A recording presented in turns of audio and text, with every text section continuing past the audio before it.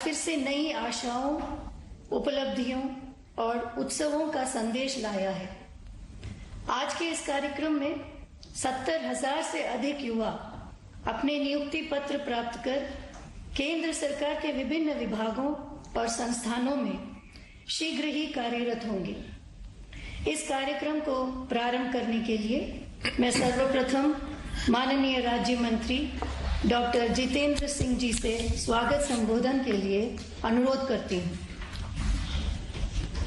परमादरणीय प्रधानमंत्री जी, आपने देशवासियों से वादा किया था कि आप 10 लाख सरकारी नौकरियां उपलब्ध करवाएंगे। उसी क्रम को आगे बढ़ाते हुए आज एक बार फिर हम आपके सामने उपस्थित हैं। आज एक बार फिर आपके द्वारा बटन दबाते ही 70,000 से अधिक नियुक्ति पत्र जारी कर दिए जाएंगे। ये नियुक्ति पत्र प्राप्त करने वाले उम्मीदवार देश के भिन्न भिन्न राज्यों में एक बार फिर आपके द्वारा बटन दबाते ही 70,000 से अधिक नियुक्ति पत्र जारी कर दिए जाएंगे। ये नियुक्ति पत्र प्राप्त करने वाले उम्मीदवार देश के भिन्न भिन्न राज्यों एवं केंद्र शासित प्रदेशों में फैले हुए हैं और इन नियुक्ति पत्रों के साथ साथ ही उन्हें मिशन कर्मयोगी प्रारंभ की सुविधा भी उपलब्ध करवा दी जाएगी ताकि वो अपने नए दायित्व के लिए अपने आप को शिक्षित प्रशिक्षित कर सके। प्रधानमंत्री जी, पिछले कार्यक्रम में हमने ये कहा था कि जहां आपने एक भारी संख्या में सरकारी नौकरियां उपलब्ध करवाई हैं, वहीं साथ साथ आपने देश और समाज में ये जागरूकता पैदा करने का भी काम किया है कि रोजगार का अर्थ केवल सरकारी नौकरी नहीं। आपने स्टार्टअप की मुहिम जारी की। स्टार्टअप्स की संख्या 1 लाख से अधिक हो गई। आपने अंतरिक्ष के क्षेत्र को पब्लिक प्राइवेट पार्टिसिपेशन के लिए खोला। 3 साल के भीतर लगभग 150 स्टार्टअप्स की संख्या हो गई। आपने अरोमा मिशन प्रारंभ किया। हजारों की संख्या में कृषि से जुड़े हुए स्टार्टअप अपनी जीविका कमाने लगे। आपने इंफ्रास्ट्रक्चर डेवलपमेंट के कार्यों को गति शक्ति प्रदान की। रातों रात भिन्न भिन्न रोजगार के विकल्प उपलब्ध हो गए। आपने नौजवानों के लिए मुद्रा योजना जैसी बेरोजगारों के लिए सरल प्रावधान शुरू करवाए। आपने रेहड़ी वालों के लिए प्रधानमंत्री स्वनिधि योजना प्रारंभ करवाई। आपने नए ऐसे क्षेत्र जिनकी तरफ शायद पहले रुझान ना था, उनकी तरफ हमें ले जाने का काम किया, चाहे वो खादी का उद्योग है, चाहे वो खिलौनों को लेकर के इंडस्ट्री है। लेकिन आज उसके साथ साथ एक और बात भी हम रखने का प्रयास करेंगे, वो ये कि इस सब के अतिरिक्त कभी कभी ये भ्रम फैलाने का प्रयास किया जाता है कि यूपीए की सरकार में सरकारी नौकरियां बहुत भारी संख्या में उपलब्ध करवाई गई थी और नियुक्तियां हुई थी। लेकिन यदि हम यूपीए सरकार के पहले 9 साल यानी 2004 से लेकर के 2013 की तुलना आपके कार्यकाल के 9 साल यानी 2014 से लेकर के 2023 तक के आंकड़ों की तुलना करें तो तस्वीर कुछ और ही है। उदाहरण के तौर पर जहां वे यूपीए के 2004 से लेकर के 2013 तक सरकारी नियुक्तियां कुल मिलाकर के 6,02,245 हुई, वहां 2014 से 2023 तक आपके कार्यकाल में 8,82,191, लगभग 70% अधिक। भारत सरकार में 3 प्रमुख रिक्रूटमेंट एजेंसीज हैं: staff selection commission, railway recruitment board और यूपीएससी। यदि स्टाफ सिलेक्शन कमीशन की बात करें तो यूपीए के 9 वर्षों में 2,07,563 और 2014 से 2023 के 9 वर्षों में लगभग दुगनी संख्या 4,06,191। रेलवे रिक्रूटमेंट बोर्ड की बात करें तो जहां यूपीए के 9 वर्षों में 3,47,251 नियुक्तियां हुई, वहीं आपके कार्यकाल में पहले 9 वर्षों में 4,30,594। और यदि यूपीएससी की बात करें जो कि उच्च श्रेणी की नियुक्तियां करती है, तो यूपीए के 9 साल में 45,431 और आपके 9 वर्षों के कार्यकाल में अभी तक 5,906। इतना ही नहीं, कई वर्षों से रुके हुए पदोन्नतियां, प्रमोशंस का राह हमवार करने का भी काम आपके कार्यकाल में हुआ है। पहले यह स्थिति थी कि बहुत से कर्मचारी एक ही पद पर नियुक्त होकर वहीं से सेवानिवृत्त हो जाते, रिटायर हो जाते हैं। मुझे लगता है कि भारत सरकार में ऐसा पहली बार हुआ। 8,000, 4,000, 9,000, 2,000 मास प्रमोशंस का काम पिछले कुछ वर्षों में हो पाया है।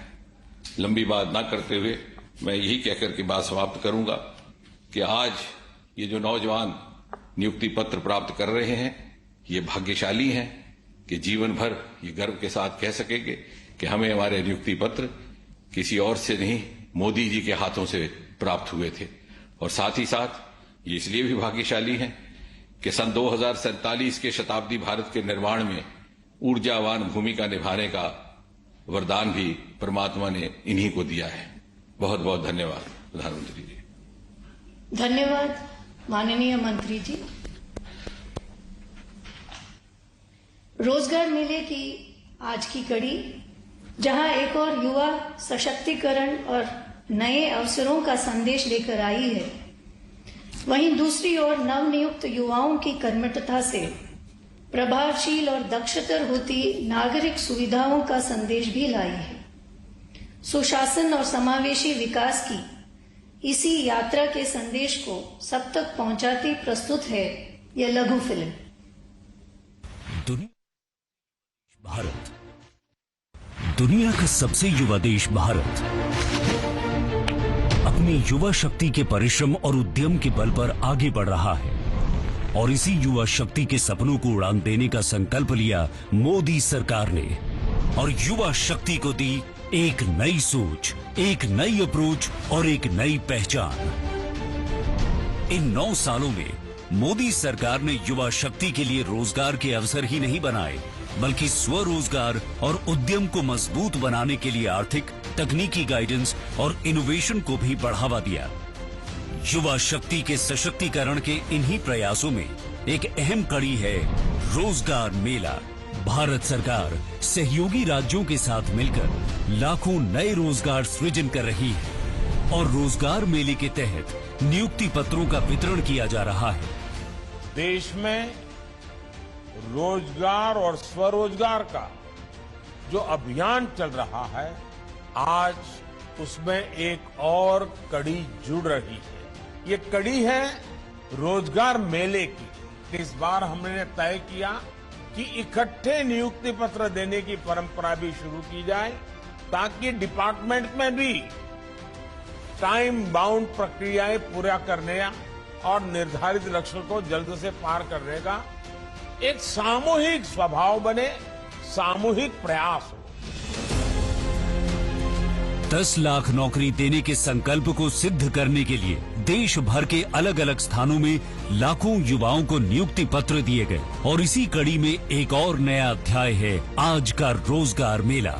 सभी नियुक्तियां यूपीएससी, एसएससी, रेलवे भर्ती बोर्ड जैसी एजेंसियों के माध्यम से ऑनलाइन की जा रही हैं। भर्ती की सभी प्रक्रियाएं अब सरल और पारदर्शी हैं। जहां एक और विशेष ऑनलाइन सिस्टम से चयन प्रक्रिया पर निरंतर निगरानी रखी जा रही है, वहीं नवनियुक्त युवक युवतियों को कर्मयोगी प्रारंभ मॉड्यूल के अंतर्गत ऑनलाइन ट्रेनिंग भी दी जा रही है। इस अभियान के माध्यम से महिलाओं, दिव्यांगजनों और आकांक्षी जिलों के अभ्यर्थियों को मिल रहा है विशेष लाभ।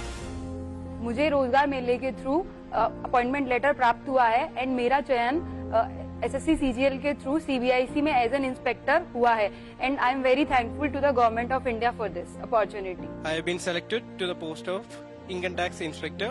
I greatly thank Sri Narendra Modi ji for giving this opportunity through the Rozgar Mela event conducted in Coimbatore.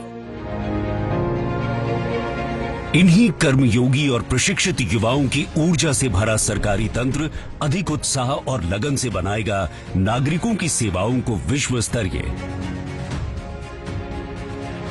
Infrastructure को और भी आधुनिक और लिखेगा न्यू इंडिया की ग्रोथ स्टोरी।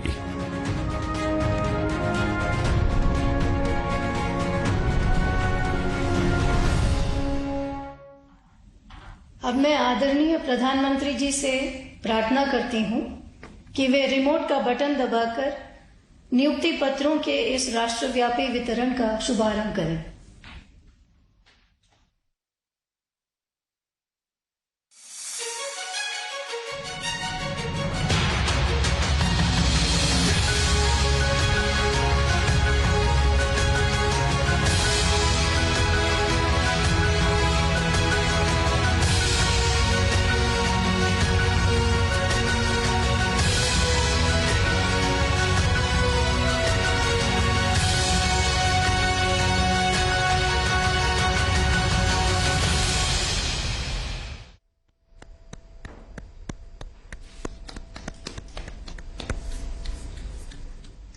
मैं आदरणीय प्रधानमंत्री जी से निवेदन करती हूं कि रोजगार मेले के इस विशेष अवसर पर अपने आशीर्वचनों से हम सभी का तथा राष्ट्र की युवा महाशक्ति का पथ प्रदर्शन करें।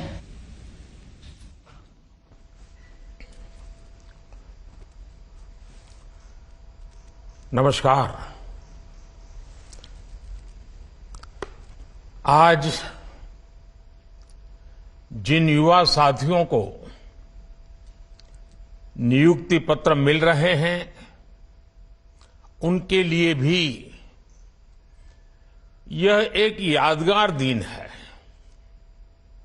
लेकिन साथ साथ देश के लिए भी ये बहुत ऐतिहासिक दिवस है। 1947 में आज के ही दिन यानी 22 जुलाई को तिरंगे को संविधान सभा द्वारा वर्तमान स्वरूप में स्वीकार किया गया था। इस महत्वपूर्ण दिन आप सभी को सरकारी सेवा के लिए ज्वाइनिंग लेटर मिलना ये अपने आप में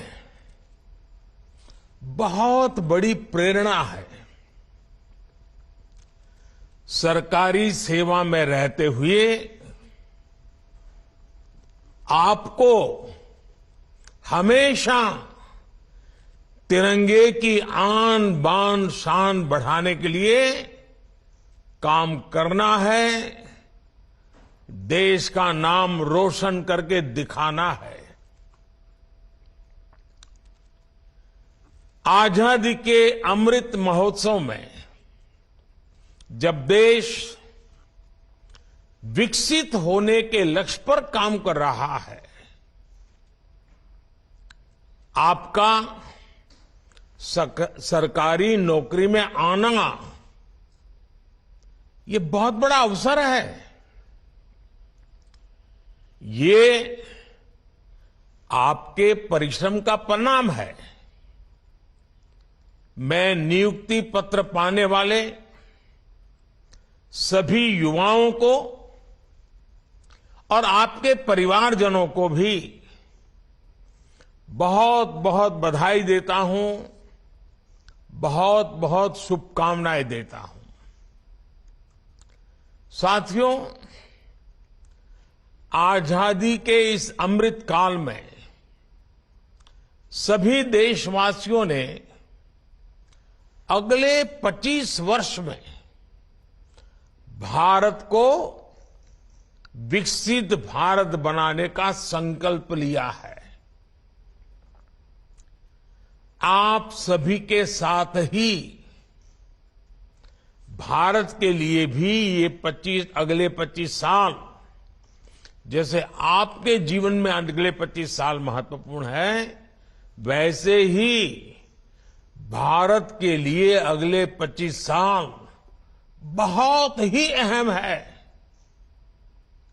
आज दुनिया में भारत के प्रति जो विश्वास बना है,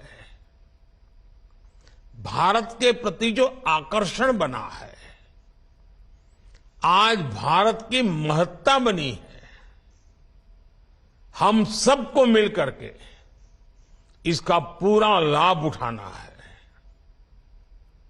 आपने देखा है कि भारत सिर्फ 9 वर्षों में दुनिया की 10वें नंबर की अर्थव्यवस्था से 5वें नंबर की अर्थव्यवस्था बन गया है।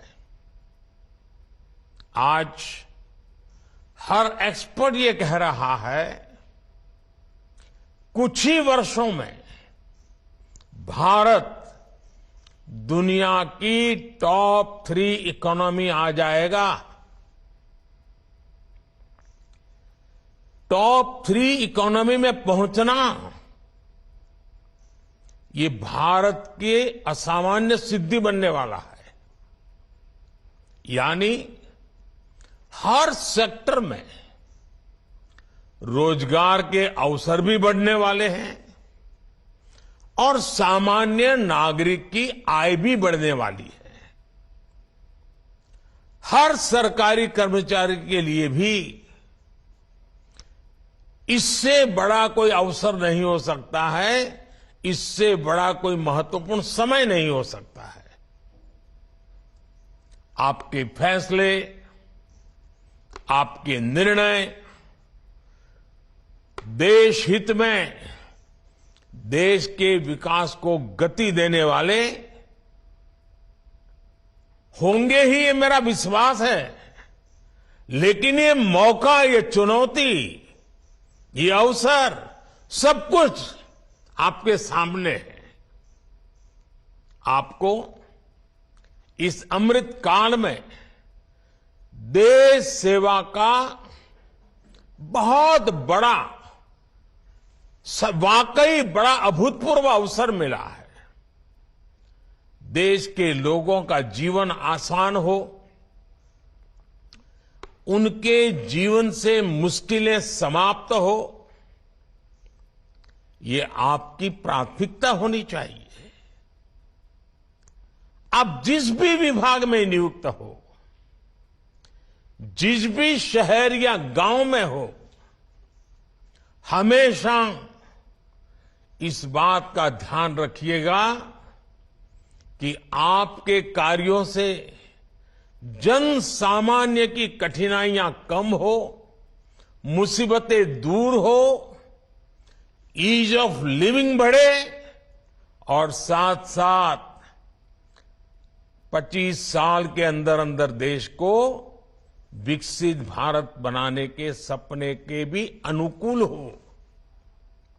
कई बार आपका एक छोटा सा प्रयास किसी के लिए कई महीनों का इंतजार समाप्त कर सकता है, उसका कोई बिगड़ा काम बना सकता है। और आप मेरी एक बात जरूर याद रखिएगा, जनता जनार्दन ईश्वर का ही रूप होती है। जनता से मिलने वाला आशीर्वाद, गरीब से मिलने वाला आशीर्वाद भगवान के आशीर्वाद के बराबर ही होता है। इसलिए आप दूसरों की मदद की भावना से, दूसरों की सेवा की भावना से काम करेंगे तो आपका यश भी बढ़ेगा और जीवन की जो सबसे बड़ी पूंजी होती है संतोष, वो संतोष वहीं से मिलने वाला है। साथियों, आज के इस कार्यक्रम में बैंकिंग सेक्टर के काफी लोगों को नियुक्ति पत्र मिल रहे हैं। अर्थव्यवस्था के विस्तार में हमारे बैंकिंग सेक्टर की बहुत बड़ी भूमिका होती है। आज भारत उन देशों में से एक है जहां का बैंकिंग सेक्टर सबसे मजबूत माना जाता है। लेकिन 9 वर्ष पहले ऐसी स्थिति नहीं थी। जब सत्ता का स्वार्थ राष्ट्रहित पर हावी होता है, तब कैसी बर्बादी होती है, कैसा विनाश होता है, देश में कई उदाहरण हैं। ये हमारे बैंकिंग सेक्टर ने तो पिछली सरकार के दौरान ये बर्बादी को देखा है, झेला है, अनुभव किया है। आप लोग आजकल तो डिजिटल युग है, मोबाइल फोन से बैंकिंग का सेवाएं लेते हैं, फोन बैंकिंग करते हैं। लेकिन आज से 9 साल पहले जो सरकार थी ना, उस समय ये फोन बैंकिंग का कल्पना ही अलग थी, रिवाज ही अलग था, तरीके अलग थे, इरादे अलग थे। उस जमाने में, उस सरकार में ये फोन बैंकिंग मेरे आपके जैसे सामान्य नागरिकों के लिए नहीं था, देश के 140 करोड़ देशवासियों के लिए नहीं था। उस समय एक खास परिवार के करीबी कुछ ताकतवर नेता बैंकों को फोन करके अपने चहेतों को हजारों करोड़ रुपए का लोन दिलवाया करते थे। ये लोन कभी चुकाया नहीं जाता था और कागजी कार्रवाई होती थी। एक लोन को चुकाने के लिए फिर बैंक से फोन करके दूसरा लोन चुकाने के लिए फिर तीसरा लोन दिलवाना। ये फोन बैंकिंग घोटाला पहले की सरकार के, पिछली सरकार के सबसे बड़े घोटालों में एक था। पहले की सरकार के इस घोटाले की वजह से देश की बैंकिंग व्यवस्था की कमर टूट गई थी। 2014 में आप सबने हमें सरकार में आकर के देश की सेवा करने का मौका दिया। 2014 में सरकार में आने के बाद हमने इस स्थिति से बैंकिंग सेक्टर और देश को मुसीबतों से निकालना एक के बाद एक कदम उठा करके काम शुरू किया। हमने सरकारी बैंकों के मैनेजमेंट को सशक्त किया, प्रोफेशनलिज्म पर बल दिया। हमने देश में छोटे छोटे बैंकों को जोड़कर बड़े बैंकों का निर्माण किया। हमने सुनिश्चित किया कि बैंक में सामान्य नागरिक की 5 लाख रुपए तक की राशि कभी ना डूबे, क्योंकि बैंकों के प्रति सामान्य नागरिक का विश्वास पक्का करना बहुत जरूरी हो गया था। क्योंकि कई कोऑपरेटिव बैंक डूबने लगी थी, सामान्य मानवी की मेहनत का पैसा डूब रहा था और इसलिए हमने 1 लाख से उसको सीमा 5 लाख कर दी, ताकि 99% नागरिकों को उनकी मेहनत की कमाई का पैसा वापस मिल सके। सरकार ने एक और महत्वपूर्ण कदम उठाया, बैंक्रप्सी कोड जैसे कानून बनाए, ताकि अगर कोई कंपनी किसी न किसी कारण से बंद होती है तो बैंकों को कम से कम नुकसान हो। इसके साथ ही हमने गलत काम करने वालों पर शिकंजा भी कसा, बैंकों को लूटने वालों की संपत्ति जब्त कर ली। आज परिणाम आपके सामने है। जिन सरकारी बैंकों की चर्चा हजारों करोड़ के नुकसान के लिए होती थी, एनपीए के लिए होती थी, आज उन बैंकों की चर्चा रिकॉर्ड प्रॉफिट के लिए हो रही है। साथियों, भारत का मजबूत बैंकिंग सिस्टम और बैंक के प्रत्येक कर्मचारी उनका काम पिछले 9 साल में सरकार के विजन के अनुकूल जो उन्होंने काम किया है वो हम सभी के लिए गर्व का विषय है। बैंक में काम करने वाले सभी मेरे कर्मचारी भाई बहनों ने इतनी मेहनत की, संकट में से बैंकों को बाहर लाए, देश के अर्थतंत्र विकास में अग्रसर होकर के भूमिका निभाई। और इन बैंक कर्मचारियों ने, बैंक के लोगों ने कभी भी मुझे और मेरे विजन को न नकारा न निराश किया। मुझे याद है जब जनधन योजना शुरू हुई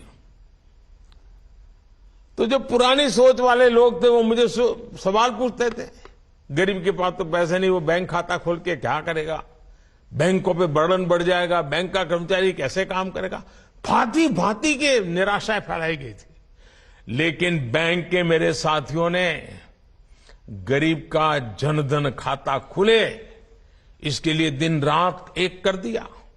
झुग्गी झोपड़ी में जाते थे बैंक के कर्मचारी, लोगों के बैंक के खाते खुलवाते थे। अगर आज देश में करीब 50 करोड़ जनधन बैंक खाते खुले हैं तो इसके पीछे बैंक में काम करने वाले हमारे कर्मियों का परिश्रम है, उनका सेवा भाव है। ये बैंक कर्मियों की मेहनत है जिसकी वजह से सरकार कोरोना काल में करोड़ों महिलाओं के बैंक खातों में सीधे पैसे ट्रांसफर कर पाई। साथियों, कुछ लोग पहले ये भी गलत आरोप लगाते हैं और लगाते रहे कि हमारे बैंकिंग सेक्टर में असंगठित क्षेत्र के लोगों को मदद करने के लिए कोई व्यवस्था ही नहीं है। पहले की सरकारों में क्या हुआ वो तो आप भली भांति जानते हैं। लेकिन 2014 के बाद स्थिति ऐसी नहीं है। जब सरकार ने मुद्रा योजना के माध्यम से नौजवानों के बिना गारंटी लोन देने की ठानी तो बैंक के लोगों ने इस योजना को आगे बढ़ाया। जब सरकार ने महिला सेल्फ हेल्प ग्रुप्स के लिए लोन अमाउंट को डबल कर दिया तो ये बैंक के कर्मचारी ही थे जिन्होंने ज्यादा से ज्यादा सेल्फ हेल्प ग्रुप को आर्थिक मदद पहुंचाई। जब सरकार ने कोविड काल में एमएसएमई सेक्टर को मदद करने का फैसला लिया तो ये बैंक कर्मचारी ही थे जिन्होंने ज्यादा से ज्यादा ऋण देकर एमएसएमई सेक्टर को बचाने में मदद की और 1.5 करोड़ से ज्यादा उद्यमियों का जिसका रोजगार जाने की संभावना थी उस छोटे छोटे उद्योगों को बचा करके 1.5 करोड़ से ज्यादा लोगों का रोजगार भी बचाया। जब सरकार ने किसानों के बैंक खाते में सीधे पैसे भेजने के लिए प्रधानमंत्री किसान सम्मान निधि योजना शुरू की तो ये बैंक कर्मी ही है जिन्होंने इस योजना को टेक्नोलॉजी की मदद से सफल बनाने में कोई कसर नहीं छोड़ी। जब सरकार ने रेहड़ी पटरी और ठेले वालों के लिए जो फुटपाथ पर बैठ करके अपने माल बेचते हैं, छोटी सी लॉरी लेकर के माल बेचते हैं, उनके लिए एक स्वनिधि योजना शुरू की तो ये हमारे बैंक कर्मी ही हैं जो अपने गरीब भाई बहनों के लिए इतनी मेहनत कर। और कुछ बैंक ब्रांच ने तो ऐसे लोगों को ढूंढ ढूंढ करके बुला करके उनका हाथ पकड़ करके इन रेहड़ी पटरी वालों को लोन देने के लिए काम किया है। आज हमारे बैंक कर्मियों की मेहनत की वजह से ही 50 लाख से ज्यादा रेहड़ी पटरी ठेले वालों के उनको बैंक से मदद मिल पाई है।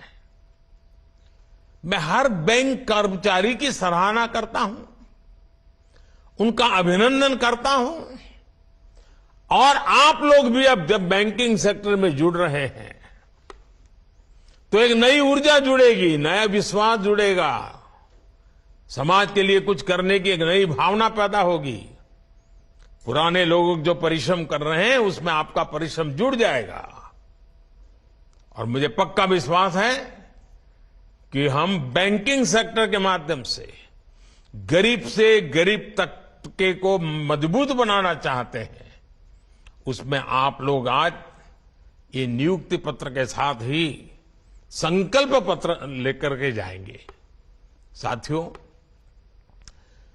जब सही नियत से फैसले लिए जाते हैं, सही नीति बनाई जाती है, तो उसके परिणाम भी अद्भुत होते हैं, अभूतपूर्व होते हैं। इसका प्रमाण अभी कुछ ही दिन पहले देश ने देखा है। नीति आयोग की रिपोर्ट में आया है कि सिर्फ 5 साल के भीतर ही भारत में 13.5 करोड़ भारतीय गरीबी रेखा से ऊपर आ गए हैं। भारत की इस सफलता में सरकारी कर्मचारियों की भी मेहनत रही है। गरीबों को पक्का घर देने की योजना हो, गरीबों के लिए शौचालय बनाने की योजना हो, गरीबों के घर में बिजली कनेक्शन देने की योजना हो, ऐसी अनेकों योजनाओं को हमारे सरकारी कर्मचारी ही गांव-गांव, घर-घर, जन सामान्य तक लेकर गए। जब ये योजनाएं गरीब तक पहुंची तो गरीबों का मनोबल भी बहुत बढ़ा, विश्वास पैदा हुआ। ये सफलता इस बात की प्रतीक है कि हम मिलकर भारत से गरीबी दूर करने के प्रयास बढ़ाएं तो भारत से गरीबी पूरी तरह से दूर हो सकती है। और इसमें निश्चित तौर पर देश के हर सरकारी कर्मचारी की बहुत बड़ी भूमिका है। गरीब कल्याण की जो भी योजनाएं हैं, आपको खुद भी उनके प्रति जागृत रहना है और जनता को भी उससे जोड़ना है।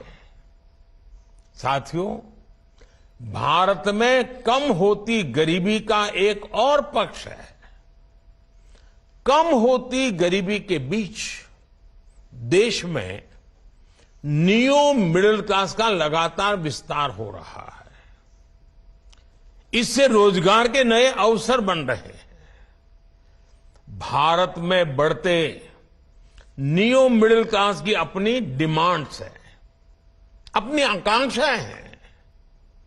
इस डिमांड की पूर्ति के लिए आज देश में बड़े पैमाने पर मैन्युफैक्चरिंग हो रही है।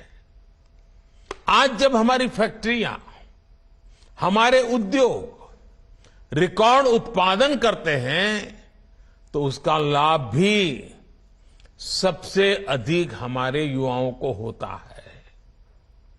आजकल आप देखिए, आए दिन किसी नए रिकॉर्ड की चर्चा होती है, नए अचीवमेंट की चर्चा होती है। भारत से रिकॉर्ड मोबाइल फोन एक्सपोर्ट हो रहे हैं। भारत में इस साल के पहले 6 महीने में जितनी कारों की बिक्री हुई है वो भी उत्साह बढ़ाने वाली है। इलेक्ट्रिक व्हीकल्स की भी भारत में रिकॉर्ड बिक्री हो रही है। ये सब देश में रोजगार बढ़ा रहे हैं, रोजगार के अवसर बढ़ा रहे हैं। साथियों, भारत के टैलेंट पर आज पूरी दुनिया की नजर है। दुनिया में अनेक विकसित अर्थव्यवस्थाओं में लोगों की उम्र तेजी से बढ़ रही है। सीनियर सिटीजन से दुनिया के कई देश विपुल संख्या से भरे हुए हैं। युवा पीढ़ी उनके यहां कम होती जा रही है। काम करने वाली आबादी घट रही है। इसलिए ये समय भारत के युवाओं के लिए बहुत मेहनत करने का है। अपनी स्किल, अपनी क्षमताओं को बढ़ाने का है। हमने ये देखा है कि भारत के आईटी टैलेंट की, डॉक्टरों की, नर्सों की और हमारे गल्फ कंट्रीज में तो कंस्ट्रक्शन की दुनिया में काम करने वाले हमारे साथियों की कितनी डिमांड रही है।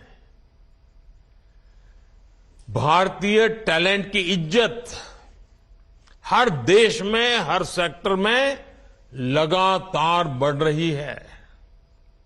इसलिए पिछले 9 वर्षों में सरकार का बहुत बड़ा फोकस स्किल डेवलपमेंट पर रहा है। पीएम कौशल विकास योजना के तहत लगभग 1.5 करोड़ युवाओं को ट्रेनिंग दी जा चुकी है।